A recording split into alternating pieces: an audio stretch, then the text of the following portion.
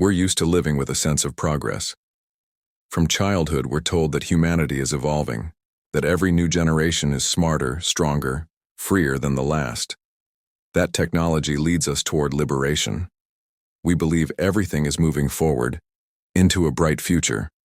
But if you stop for just a moment and look back, the picture starts to crack. Events repeat with terrifying precision, as if someone keeps pressing the restart button, running the same script, just with new packaging. Politics goes in circles. New leaders promise change, but decades later it's the same corruption, the same power games, the same revolutions and collapses. Natural disasters return in cycles: droughts, floods, earthquakes. Ancient civilizations had their great floods and firestorms. Now we face hurricanes and wildfires, sounding just as apocalyptic. Even diseases follow the loop. The Black Plague, the Spanish flu, modern viruses. Every generation is thrown into a trial as if the system is testing us again and again. Famous lives echo each other. Assassinated presidents, eerie dates, identical life paths, as though we're trapped in a massive loop. And if we're being honest, it feels like we're not moving forward, but running in place, repeating the same game levels, with updated graphics and new rules. One of the most mysterious cases of copy-pasted fate is the story of two U.S. presidents, Abraham Lincoln and John F. Kennedy. Exactly 100 years apart, yet their lives seem written by the same author. Lincoln was elected to Congress in 1846, Kennedy in 1946. Lincoln became president in 1860, Kennedy in 1960. This is no coincidence. It feels like a formula. Lincoln was shot in Ford's theater. Kennedy was shot in a Lincoln made by Ford. Lincoln's assassin, John Wilkes Booth, ran to a theater and was caught there.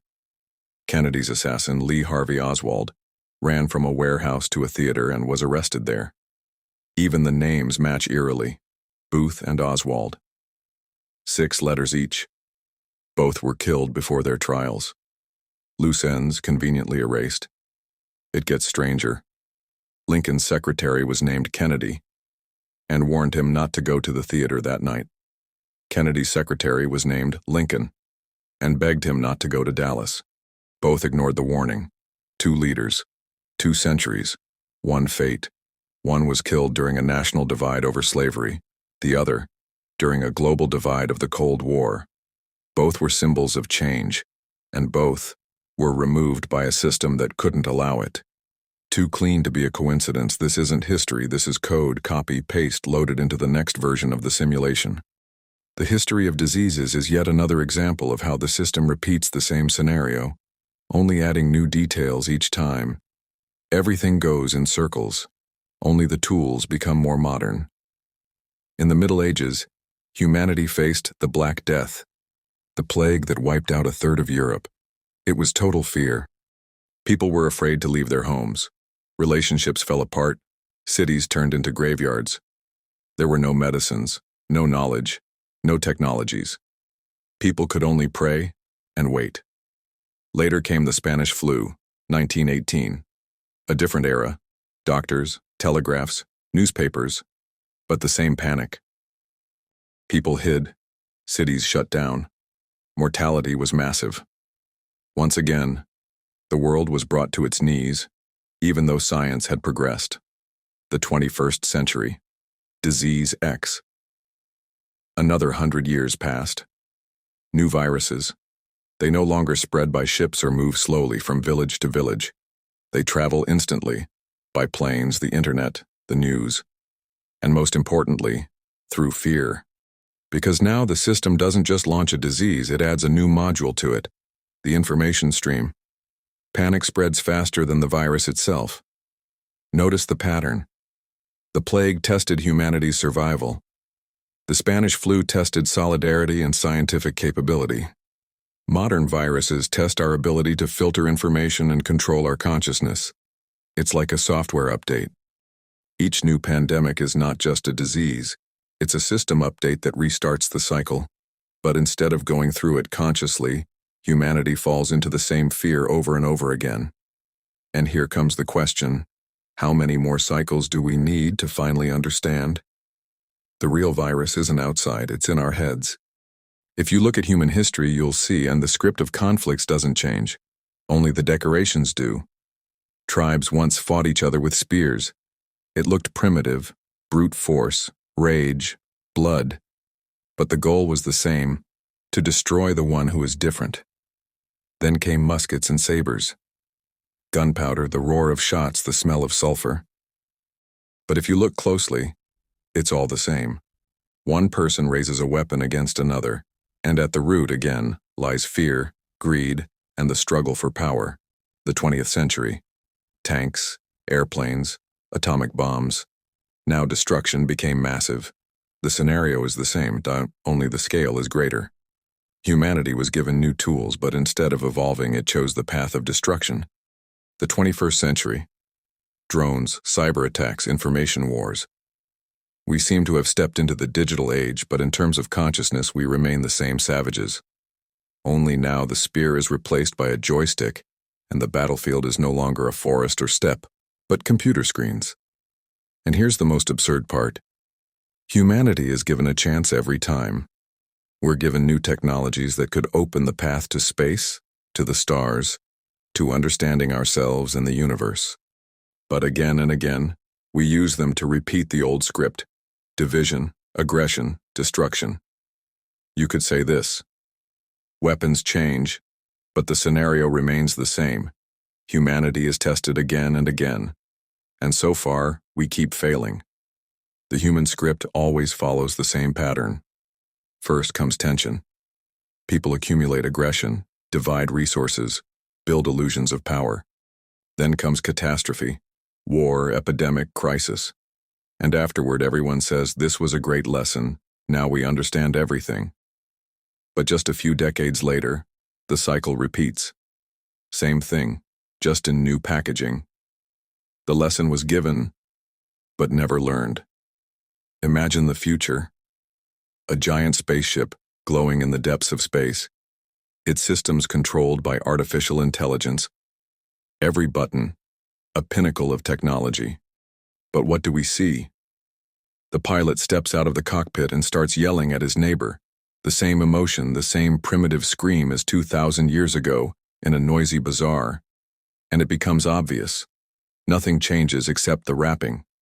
Technologies advance, civilizations build cities, go into space, but consciousness stays at the same level. We still react the same way: fear, aggression, desire to possess. And this is the key moment. The system gives us updates, gives us tools, but the test is always the same. Can we go beyond the old scenario?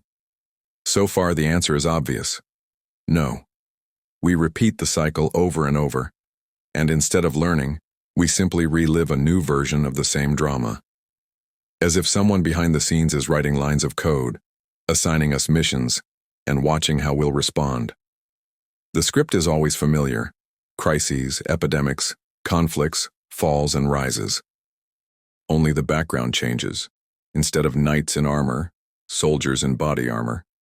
Instead of messengers with scrolls, news feeds and social media. But the lessons stay the same, as if the system is simply rebooting the game, giving us new levels, new decorations, new technologies, but leaving the same objectives, and watching what we'll do this time. Will we fall into aggression or rise above? So who writes this script? Is it the collective unconscious, the matrix, invisible architects of the system? Or do we ourselves rewrite the code in real time through our thoughts and emotions? If we follow the habitual path, on autopilot, the cycle will repeat again. We'll relive the same story in a different wrapper. But if, in the moment of choice, we stop and become aware, this is a test. This has happened before. Do I want to go through it the same way again?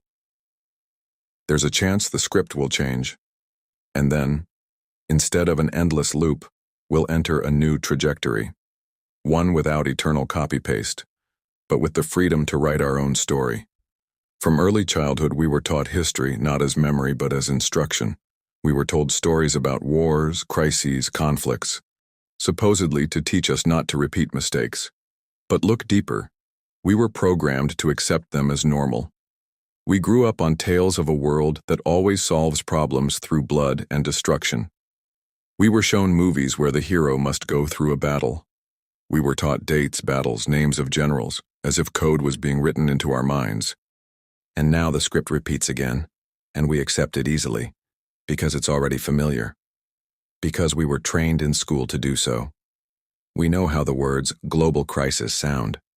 We saw photos of destroyed cities in textbooks. We heard stories of loss. So when the system launches the next iteration of the program, we're ready. We enter the role without resistance. We confirm the code by accepting it. Yes, this is how it should be. But here's the catch. We weren't taught how to break the cycle. We were taught how to survive within it. And as long as we agree to play by those rules, the code keeps working. The only way out is to stop waiting for repeats and consciously rewrite the code. Not to live in the past, not to accept someone else's story as your destiny, but to create your own. Until we change our consciousness, the cycle will spin endlessly. But once we realize that we are the authors of the script, not background characters, the loop breaks. History holds no power over those who step beyond its borders. Thank you for being with me. Thank you for your awareness, for your thoughts, and for seeking answers alongside me. History repeats, but only we can decide whether we stay in the loop or step beyond it. You are the author of your reality. Never forget that. See you in the next video. Wishing you clarity, strength, and peace.